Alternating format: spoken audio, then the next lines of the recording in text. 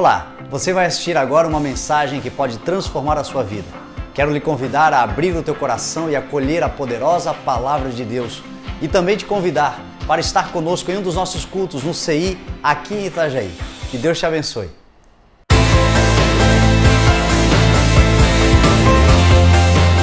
Tem Bíblia? Abra ela em Lucas capítulo 2. Nós vamos para a Palavra do Senhor, Lucas capítulo 2. Evangelho escrito pelo doutor Lucas. O verso de número 22 a seguir. Diz assim a palavra: completando-se o tempo da purificação deles, de acordo com a lei de Moisés, José e Maria o levaram a Jerusalém para apresentá-lo ao Senhor. Como está escrito na lei do Senhor, todo primogênito do sexo masculino será consagrado ao Senhor, e para oferecer um sacrifício de acordo com o que diz a lei do Senhor, 2 rolinhas ou 2 pombinhos. Havia em Jerusalém um homem chamado Simeão, que era justo e piedoso, e que esperava a consolação de Israel, e o Espírito Santo estava sobre ele. Fora-lhe revelado pelo Espírito Santo que ele não morreria antes de ver o Cristo do Senhor. Movido pelo Espírito, ele foi ao templo. Quando os pais trouxeram o menino Jesus para lhe fazerem o que requeria o costume da lei, Simeão o tomou nos braços e louvou a Deus, dizendo: ó soberano, como prometeste, agora podes despedir em paz o teu servo, pois os meus olhos já viram a tua salvação, que preparaste à vista de todos os povos, luz para a revelação dos gentios e para a glória de Israel, teu povo. O pai e a mãe do menino estavam admirados com o que fora dito a respeito dele, e Simeão os abençoou e disse a Maria, mãe de Jesus: este menino está destinado a causar a queda e o soerguimento de muitos em Israel, e a ser um sinal de contradição, de modo que os pensamentos de muitos corações será revelado.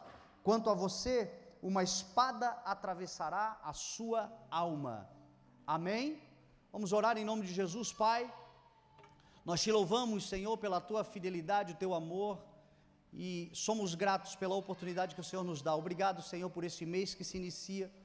Obrigado pela oportunidade de estarmos nessa ceia, cultuando o teu nome, trazendo à memória aquilo que fizeste por nós, que é definitivo e que nos dá a eternidade. Obrigado, Senhor, pela igreja e por tudo que o Senhor ainda fará. Nós nos colocamos à tua disposição, Senhor, e nos submetemos à tua poderosa palavra, que nos orientará, como sempre nos orientou, em nome de Jesus. Amém, amém, amém, graças a Deus. Amém? Nos últimos cultos eu venho ministrando mensagens bastante proféticas, mensagens encorajadoras, mensagens que têm trazido à igreja ânimo, restauração, e esta palavra ela não é diferente. Nós somos uma igreja predominantemente evangelística, então esta é uma mensagem que carrega o evangelho, porém ela terá algo a mais, que é também uma responsabilidade pastoral, e que para culto de ceia é um ambiente muito favorável para que nós façamos, que é o ensino, a instrução, a doutrina, o conhecimento, trazer para a igreja os elementos importantes no crescimento, como diz a palavra, do conhecimento do Senhor. O povo perece por falta de conhecimento. Nós precisamos da alegria, nós precisamos da esperança, nós precisamos do ânimo, nós precisamos do encorajamento, mas nós também precisamos do ensino e do conhecimento, porque quando a alegria não estiver presente, o conhecimento estará. Quando a esperança meio que se perder, o conhecimento devolve a esperança. E esta mensagem então é uma mensagem de instrução sobre o tempo que nós estamos vivendo e a importância desse tempo. e de coisas que nós ouvimos muitas vezes e que deturpam o Evangelho e a palavra do Senhor. Nós acabamos de ler um texto que mostra Jesus ainda recém-nascido, cerca de 40 dias de idade. Você conhece? Jesus nasceu de Maria, numa manjedoura, na cidade de Belém, e ali ele foi visitado por magos, que trouxeram a Jesus presentes e especiarias, por pastores que estavam no campo, anjos apareceram e deram glória ao Senhor por aquele grande acontecimento, que era o nascimento do Salvador da humanidade. E passados 40 dias, eles agora vão levar Jesus, os pais de Jesus, José e Maria, foram levar Jesus a Jerusalém, que fica pertinho de Belém, alguns quilômetros de Belém, para cumprir a lei de Moisés, a lei do Senhor. Jesus veio para cumprir plenamente as exigências da lei. Homens não conseguiriam cumprir. A lei não nos foi dada para que nós obedecêssemos a lei, porque não somos capazes de obedecê-la, não éramos capazes. A lei foi dada para revelar a nossa iniquidade, o nosso pecado, mostrar a nossa mazela. Então a lei, ela trazia para nós, ela era como um espelho que mostrava a nossa mazela, mas alguém precisaria cumprir a lei, um cordeiro perfeito, um cordeiro sem defeito, e este cordeiro tem nome, Jesus Cristo, o nosso Senhor. E ele já começa a cumprir a lei ainda bebê, quando diz a palavra que a lei dizia que ao 8º dia o menino precisava ser circuncidado. E depois do 8º dia de circuncisão, a mãe que havia gerado a criança passaria 33 dias impura, como na sua rotina menstrual, ela permaneceria impura. E passado então esse tempo, cerca de 41 dias, ela pegava a criança, e segundo a lei de Levítico, ela ia até o templo, e no templo ela oferecia um holocausto ao Senhor, e um sacrifício pelo pecado. E este holocausto, para quem tinha recursos, a palavra fala em Levítico 12, você vai ver isto, que este holocausto para quem tinha recursos, era um cordeiro sem defeito, como holocausto ao Senhor então, e um pombinho ou uma rolinha, pela oferta do pecado e a purificação. Isso para quem tinha recursos. Para quem não tinha recursos, poderia dar 2 pombinhos ou 2 rolinhas, uma pelo holocausto e uma pela oferta do pecado. E o texto aqui diz que Maria ofereceu como holocausto um pombinho ou uma rolinha, e pelo pecado também a mesma oferta. Por quê? Porque certamente Jesus não tinha os recursos. Jesus não nasceu nesta terra afortunado.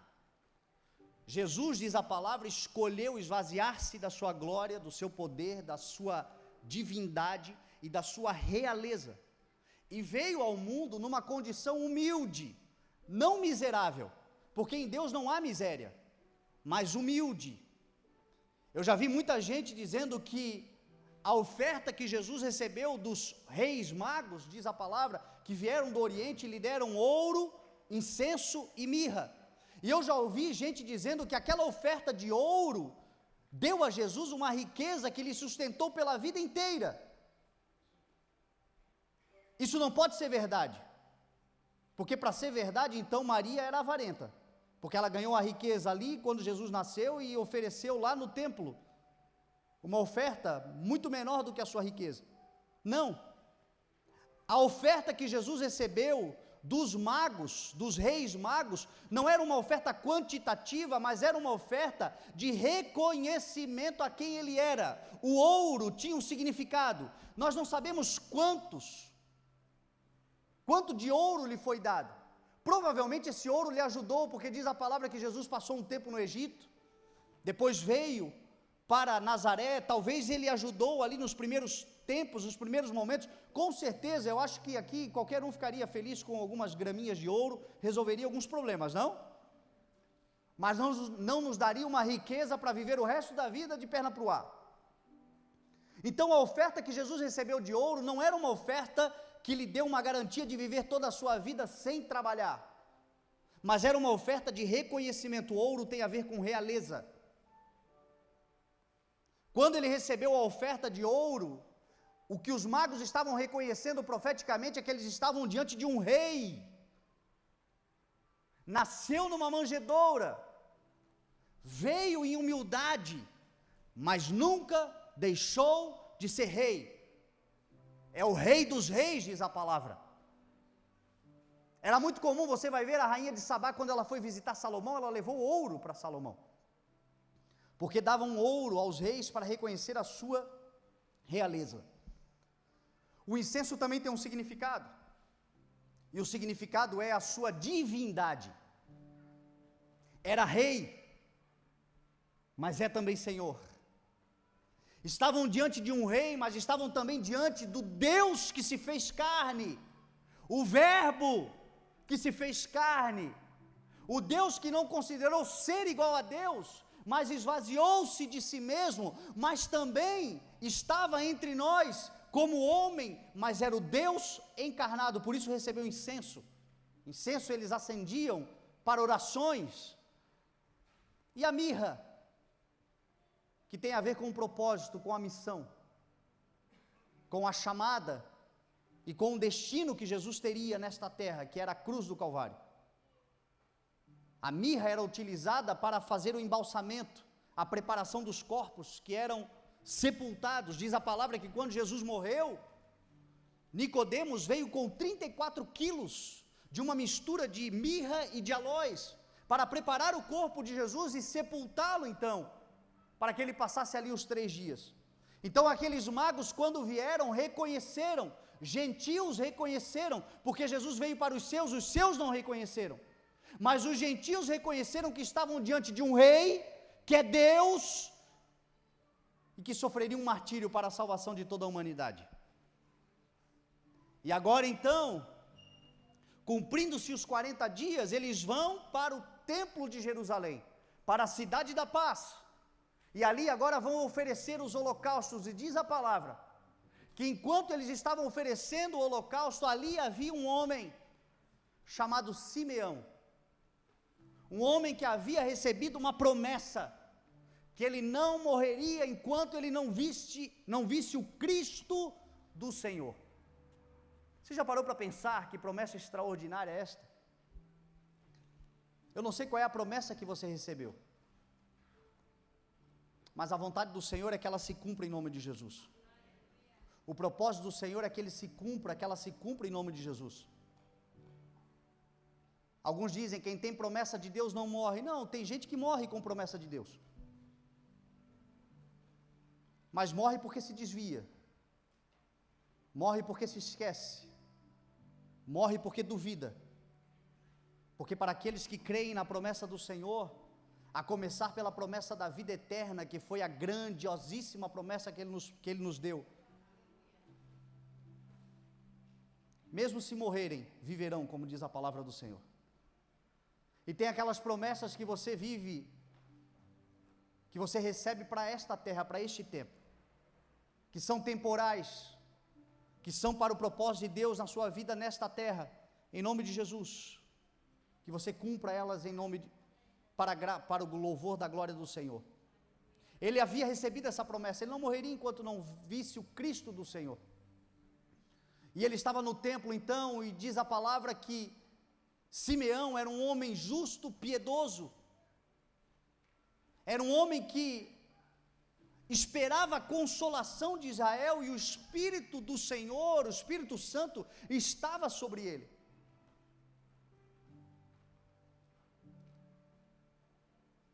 Se você estudar os homens na Bíblia que carregavam esse nome, Simeão ou Simão, você vai ver algo especial do Senhor para com eles.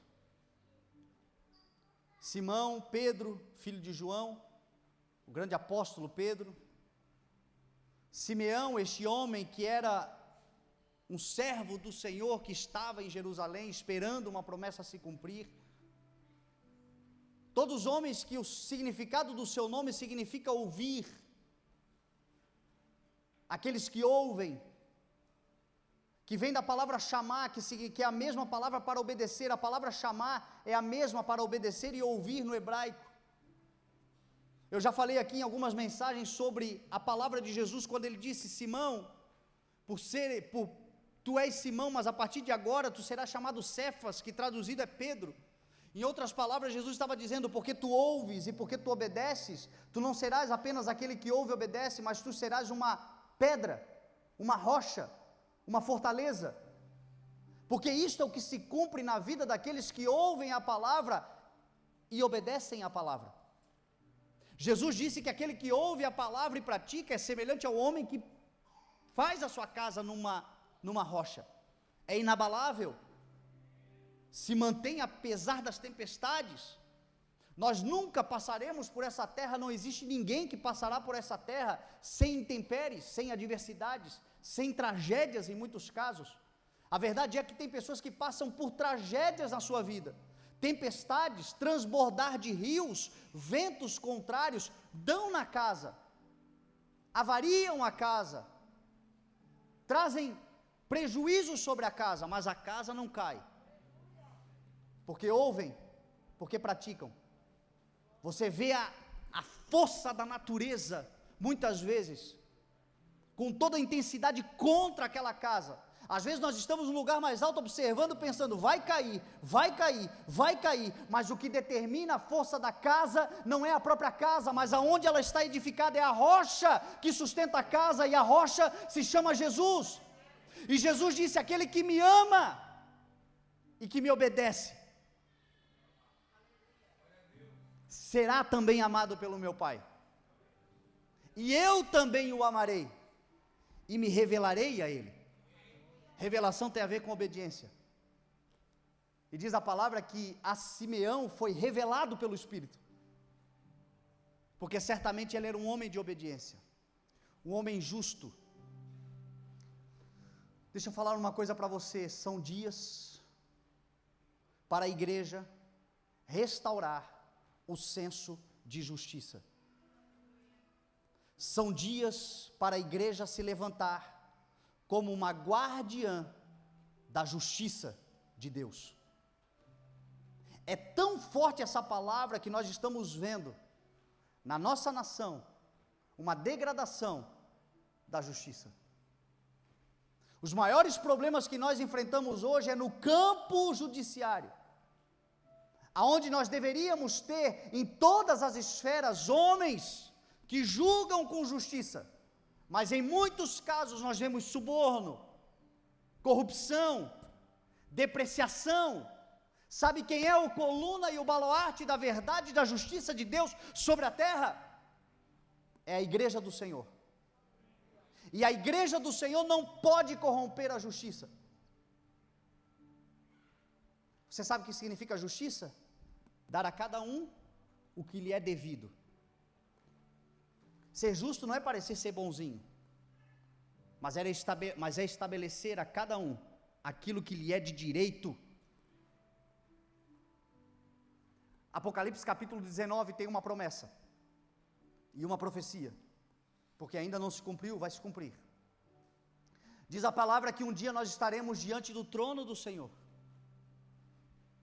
num momento de grande alegria, e diz a palavra que nós cantaremos, nós expressaremos, regozijemo-nos e alegremo-nos, e vamos dar-lhe glória, porque chegou o casamento do Cordeiro, e a sua noiva já se aprontou. Quando chegar o momento do casamento do Cordeiro com a sua noiva, com a sua igreja, com o seu povo, nós não vamos nos aprontar na hora, nós estaremos prontos, o momento é agora. Quando Jesus se manifestar, quando chegar a hora, não vai dar tempo de se aprontar, o momento de se aprontar é agora. E diz a palavra que a sua noiva já terá se aprontado, e para ela se vestir, foi-lhe dado linho fino, puro e brilhante. Apocalipse capítulo 19. Isto é uma alegoria. Você barbudo não vai estar vestido de noiva não, nem se alegra, porque tem gente capaz de se alegrar, né? Eu vou me vestir de noiva. Não. É uma alegoria. Foi-lhe dado linho fino, puro e brilhante. E aí vem a explicação. E o linho fino são os atos justos dos santos. Talvez, guarda isso que eu vou te falar. Talvez você vai passar pela vida. Essa semana eu estava pensando nisso, eu estava falando com o Júnior lá atrás, que o Júnior conhece a minha história. E fazia muito tempo que eu não pensava sobre isso, sobre a injustiça que eu sofri, que a minha família sofreu desde que meu pai faleceu. Toda a nossa herança foi roubada, todos os nossos direitos foram tirados, injustiça mundana, injustiça dos homens. E talvez você também passou por isso na vida ou ainda passará. Talvez lhe neguem muita justiça na terra, mas enquanto você não corromper a tua justiça, você estará vestido, você estará protegida, a sua vergonha estará coberta, porque o que nos garante na vida não são as justiças ou injustiças que sofremos, mas é a justiça que praticamos. Os homens podem se corromper, mas você não vai se corromper porque os homens se corromperam. Os crimes dos homens podem ficar sem punição, mas o seu coração e o meu coração não vai se apressar na inclinação para o mal, porque eles podem nos negar justiça, mas é a nossa justiça que nos protege. A igreja é para manifestar a justiça de Deus. Bem-aventurados os perseguidos por causa da justiça, porque deles será o reino de Deus. Diz a palavra que a justiça vestirá, nos cobrirá, linho fino, puro e brilhante. Glória, honra, dignidade. Uma igreja que pratica atos justos. Uma igreja que defende a causa do necessitado, a causa do pobre. As causas que glorificam o nome do Senhor. Uma igreja que o seu coração não se endurece, não se petrifica. Uma igreja que o aumento da maldade não esfria a sua generosidade. Uma igreja que, em podendo fazer o bem, não nega. Uma igreja que não transfere a responsabilidade. Porque às vezes tem muita gente que pode praticar o que é justo, mas transfere a sua justiça para que outro pratique quando o Senhor mandou até nós. Uma igreja que se compromete. Uma igreja que será separada, disse Jesus Cristo, à sua direita, como ovelhas do Senhor, que ouvirão do Senhor: venham benditos do meu Pai, e entrem no reino de justiça, de paz e de alegria, que eu preparei para vocês desde a criação do mundo. E nós diremos: quando o Senhor? Quando vocês não negaram a justiça ao órfão, ao necessitado, ao estrangeiro, aqueles que no meio de vocês congregavam e clamavam por socorro, e vocês puderam ajudar e ajudaram. A mim vocês fizeram, disse o Senhor. Uma igreja que se manifesta com justiça. Simeão era um homem justo. Diz a palavra que os dias que voltam, que marcam a volta de Jesus, são dias semelhantes aos dias de Noé, aos dias de Ló. Lá em a segunda carta de Pedro, Pedro vai dizer que Noé era pregador da justiça. Você sabe que a maior pregação não é aquela que a gente fala, mas é aquela que a gente vive. É aquela que a gente manifesta. O maior testemunho não é o caminho que a gente aponta, mas o caminho que a gente trilha. O maior legado que podemos deixar para os nossos filhos e para as gerações que virão depois de nós, não é dizer a eles o que eles têm que fazer, mas é fazer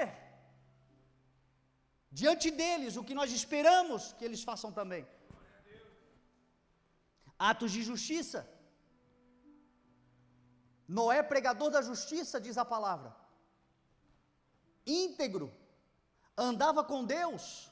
Ló, diante de um povo ímpio, diz a palavra, que não tinham princípios morais, aquele homem justo se atormentava na sua alma justa, porque diante daquela cidade de Sodoma e Gomorra, ele não se conformava. Se nós perdermos a capacidade de nos escandalizar com o que está acontecendo sobre esse mundo, nós corromperemos a nossa justiça. Você sabe qual é a maior evidência do Espírito Santo em você e em mim? É o nosso inconformismo com o que está acontecendo.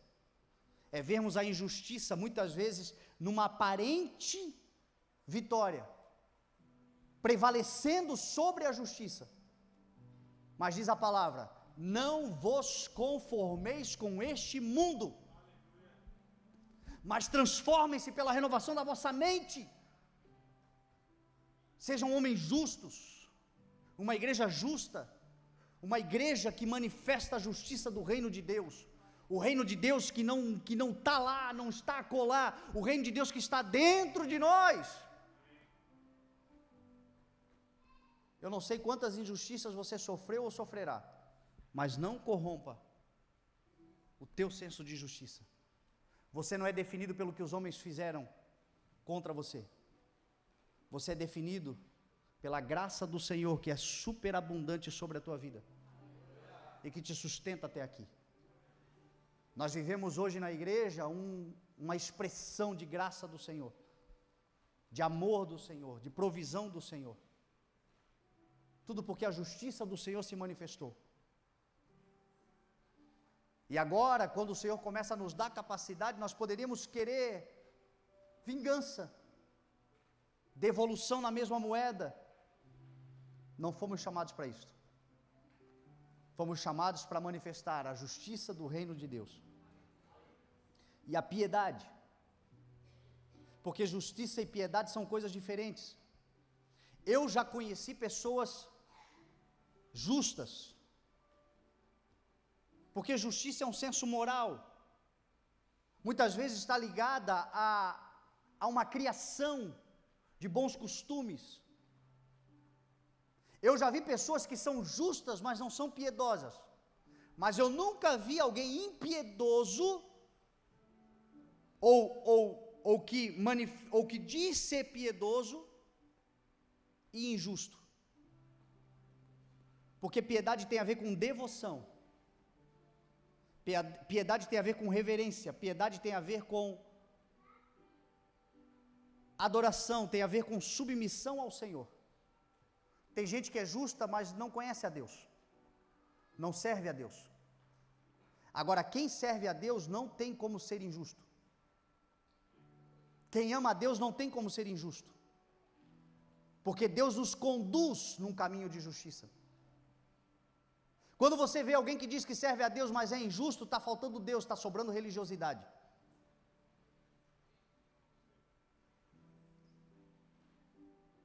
Está faltando graça, está sobrando legalismo. Está faltando interior, está sobrando aparência. Porque a piedade do Senhor nos conduz à justiça de Deus. Este homem, Simeão, era um homem justo e piedoso, e aguardava a consolação de Israel.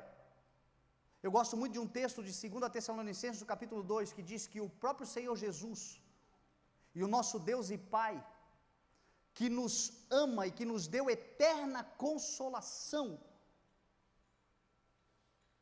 também dará ânimo ao nosso coração e nos fortalecerá, para que façamos sempre o bem, tanto em atos, como em palavra.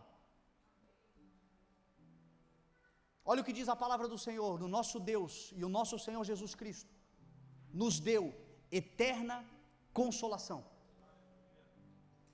O Espírito Santo é consolador, nos deu boa esperança. Eu sei que o mundo, como existe, está destinado para o fogo, muitas coisas terríveis acontecerão, mas não perca a esperança da redenção. Se você perder a esperança, você morre. Se você perder a consolação, você não avançará. Nós seremos restaurados e buscados pelo Senhor num lugar e num momento da história de tribulação, de dores, de sofrimentos, de angústias. E eu não estou aqui amaldiçoando, eu só não posso ir contra a palavra. Jesus disse que os dias que antecedem a sua volta serão dias difíceis. Entretanto, para a igreja tem uma palavra: ou a gente ouve o mundo, ou a gente ouve as mídias do mundo, ou a gente acredita no que os jornais estão dizendo, ou a gente acredita no que a palavra de Deus está dizendo. E a palavra do Senhor diz: quando começarem a acontecer estas coisas, levantem-se, é a primeira atitude. Ergam as vossas cabeças, é a segunda atitude, porque a vossa redenção se aproxima. Nós somos consolados pelo Espírito de Deus, e nós não perderemos o senso de consolação, muito menos a boa esperança que Ele nos deu. Então para de murmurar, para de reclamar. Você sabe o que é reclamar? É clamar para trás. A palavra nos chama a clamar, a suplicar. Quando eu clamo para frente. Quando eu clamo olhando para aquele que está diante de mim, o meu Senhor. Quando eu clamo como alguém que olha adiante e vê o Senhor da glória e tem alvo. Agora, quando eu reclamo, eu estou olhando para trás,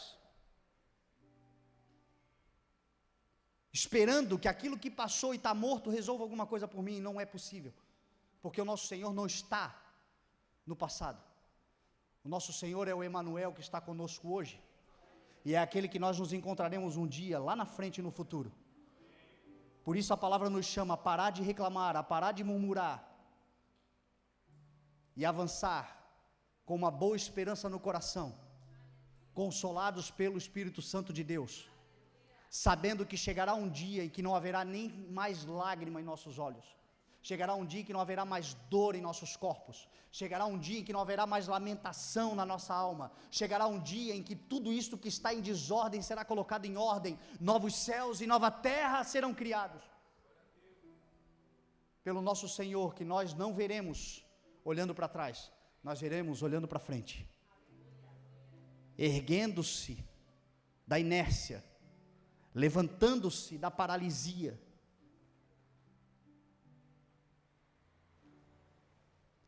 levantando os nossos olhos e vendo que a nossa redenção se aproxima.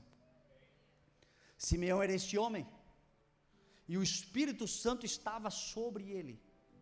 Nós estamos aqui tratando de um tempo da igreja, da humanidade, antes da igreja, aonde o Espírito de Deus não estava ainda nas pessoas, estava sobre, visitava esporadicamente.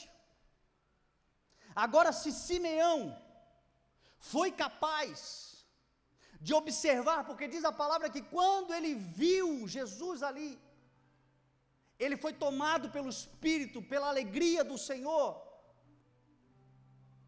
e ele ergueu Jesus, ele disse: agora, tu podes despedir o teu servo em paz, porque fizeste o que prometeste, dando-me a alegria de contemplar a tua salvação. Os meus olhos viram a tua salvação, que será vista por todos os povos, luz para a revelação dos gentios e para a glória de Israel, o teu povo. Agora, tudo isso foi capaz de viver, de desfrutar, o Espírito Santo estando sobre ele. Imagina você e eu, que temos o Espírito Santo dentro de nós.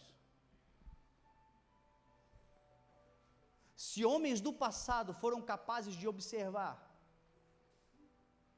tendo o Espírito sobre, imagina o que a igreja é capaz de executar, tendo o Espírito Santo dentro. Nós não fomos chamados para sermos espectadores deste grande tempo, nós fomos chamados para sermos cooperadores com o Espírito Santo de Deus neste grande tempo. uma igreja que executa, uma igreja que a sua fé não é morta, porque a sua fé é acompanhada de obras, uma igreja que manifesta, uma igreja que realiza, uma igreja que trabalha, uma igreja que se levanta, uma igreja que faz, uma igreja que exerce, não é uma igreja que observa. Que se levante aqui nesse lugar em nome de Jesus, uma igreja que coopera, porque estamos cheios do Espírito Santo de Deus. Ele não está mais sobre, Ele está dentro, e Ele nos capacita, Ele nos qualifica, Ele nos habilita. Jesus disse: e eu estarei com vocês, e vocês não estarão órfãos, mas o Espírito estará com vocês, e em meu nome vocês farão as mesmas obras, e farão obras ainda maiores,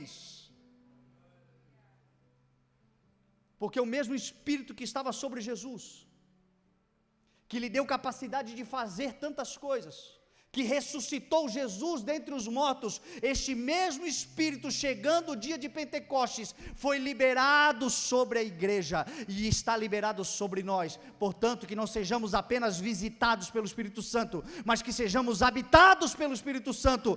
Visitados nós só contemplaremos, mas habitados nós executaremos para a glória do nome do Senhor, cooperadores dessa grande obra em nome de Jesus.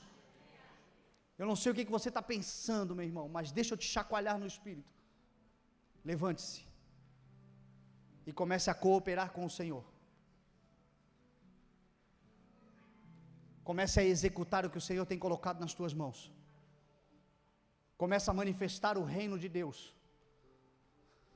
Que as obras que o Senhor tem dado em nossas mãos comecem a serem multiplicadas para a glória do Senhor, e haverá uma grande salvação, uma grande transformação, um grande mover, um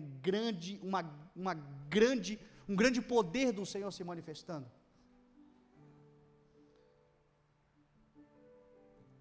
Diz a palavra que ele, cheio do Espírito Santo, já estou caminhando para o final, para nós irmos para a ceia. Ele é movido pelo Espírito, então, ao templo. Deixa eu dizer uma coisa para você, você já sabe, nós estamos na ceia, provavelmente, você já ouviu isto. Templo, na nova aliança, não são paredes, não é estrutura predial a igreja do Senhor. A igreja do Senhor são as pessoas. O Espírito de Deus habita em nós. Nós não somos igreja CI, porque nós temos um templo, um prédio. O prédio serve para a igreja congregar, mas o prédio não é a igreja. Hoje nós somos igreja porque nós estamos aqui todos juntos congregados. Mas igreja é congregação. Essa semana eu abri uma caixinha de perguntas e uma mulher disse assim: o meu marido não quer ir na igreja comigo porque ele diz que a igreja somos nós. Eu falei, em parte sim, entretanto, igreja significa chamados para fora dos seus lares, numa assembleia pública, numa expressão pública, longe, fora de casa, para que o pecador possa se arrepender, para que aquele que nunca ouviu o Evangelho possa ouvir, para que haja salvação. Igreja não é um ajuntamento de crente dentro de casa, se beneficiando dos favores do Evangelho, e ninguém pode ser alcançado porque a porta da minha casa está fechada. Eu disse para a mulher: convida o teu marido então para, no mínimo, vocês congregarem, vocês dois, mais uns 3 ou 4, e irem lá para a calçada da tua casa, e publicamente começarem a declarar que Jesus é o Senhor, para que tenha a oportunidade de alguém ser salvo. Isto é ser igreja. Por isso, a igreja não é o prédio em si, mas a igreja é a comunhão dos santos. E se você estiver cheio do Espírito Santo, você pode ter certeza que o Espírito Santo vai te conduzir para a comunhão da igreja. É isso que o Espírito Santo faz conosco.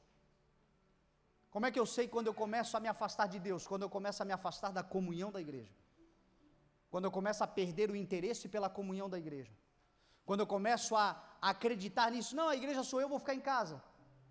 Não, meu irmão, a igreja somos nós, a igreja é coletiva, é plural. Igreja é o pastor Everton cheio do Espírito Santo, eu cheio do Espírito Santo, pastor Luciano cheio do Espírito Santo, pastor Anaísa, pastor Camargo e todos os membros dessa casa, congregados. Quando nós nos congregamos, ali há a igreja do Senhor Jesus. Pode ser aqui no prédio, pode ser na praça pública, pode ser em qualquer lugar na cadeia, pode ser em qualquer lugar, aonde forem 2 ou 3 reunidos no nome de Jesus, ali tem uma igreja e ali Jesus está. Mas é para fora de casa. Esse negócio de congregar em casa, meu irmão, não se engane com o espírito que engordará muitos nos últimos dias. Igreja chamados para fora dos seus lares, pode procurar interpretação. Para uma assembleia pública. Igreja não se esconde, igreja se expande, igreja se apresenta. Igreja é luz no mundo, não é luz dentro de casa. Glória a Deus que tem nos dado o senso de comunhão e de congregação. Aí você sabe o que aconteceu? Para nós irmos para o final, preciso terminar, gente. A mensagem podia continuar, porque tem muita coisa aqui, mas só para concluir, diz a palavra o seguinte, que enquanto Simeão exclamava, dizendo, os meus olhos viram a tua salvação, luz para os gentios, glória para Israel, os pais de Jesus ficaram admirados pelo que fora dito por ele. Para pensar, Maria foi visitada pelo anjo Gabriel, estava lá na dela, o anjo Gabriel se apresenta, alegre-se agraciada do Senhor, tu darás à luz, aquele que será chamado Filho do Altíssimo,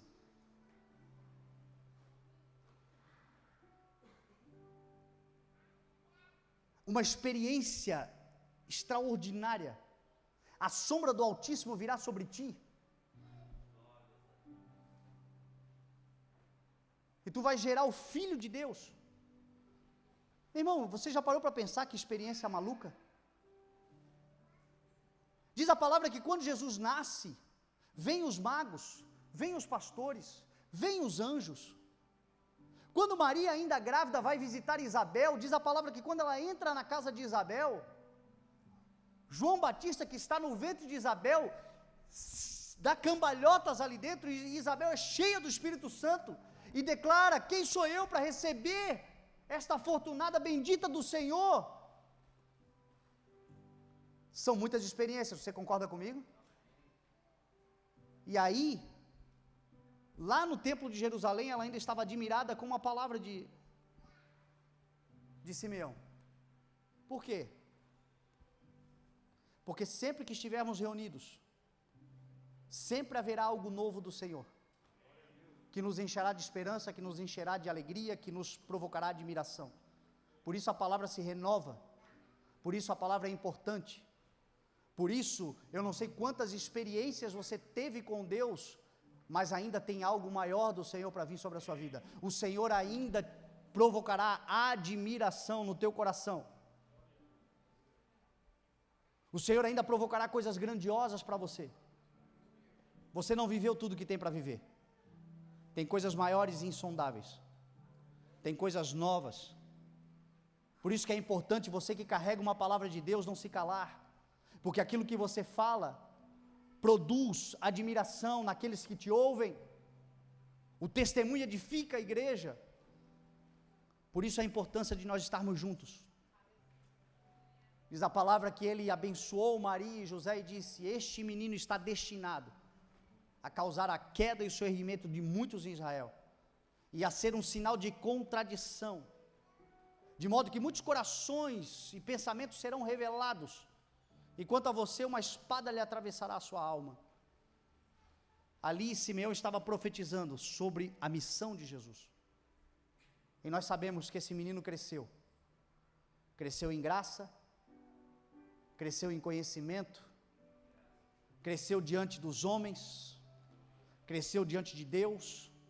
Aos 12 anos ele estava no templo novamente, e todos ficavam boquiabertos ante a sua sabedoria, ouvindo e fazendo perguntas aos mestres. Esse menino se tornou um homem, foi para o deserto, sofreu todas as tentações, cheio do Espírito Santo, começou a pregar a palavra, anunciar as boas novas, curar os enfermos, libertar os cativos. O Espírito do Senhor estava sobre ele e ungiu. Este homem enfrentou a cruz, a vergonha, a humilhação. Uma espada atravessou a alma de Maria, que teve que ver o seu filho na cruz. Tudo se cumpriu. Este homem foi sepultado em desonra, em vergonha, mas ao terceiro dia, este homem ressuscitou não mais como homem, mas como Senhor da glória, o Deus Todo-Poderoso, o maravilhoso Conselheiro, o Deus Forte, o Pai da eternidade, o Príncipe da paz, aquele que havia se esvaziado de si mesmo e tomou a forma humana. Diz a palavra que por causa da sua obediência na morte, até a morte de cruz, Deus o exaltou à mais alta posição, e lhe deu um nome que está acima de todo nome, para que ao nome dele se dobre todos os joelhos nos céus, na terra e debaixo da terra. Ele ressuscitou em glória, ele venceu, ele cumpriu a sua palavra. Diz a palavra que ele foi aos céus, e da mesma forma como ele foi, ele voltará, e nós o veremos, e nós o contemplaremos, e nós nos alegraremos, e entre eu vou e eu voltarei, estamos nós aqui, trazendo a memória, partindo o pão, bebendo o cálice, e sempre que fizermos isto em memória dele, diz a palavra, nós estamos anunciando a sua morte, até que ele venha. Quem pode participar da ceia? Aquele que crê na morte, na ressurreição e na volta do Senhor Jesus. Você crê em nome de Jesus? Então este é um dia de memória. Vamos nos levantar e vamos celebrar a nossa ceia do Senhor.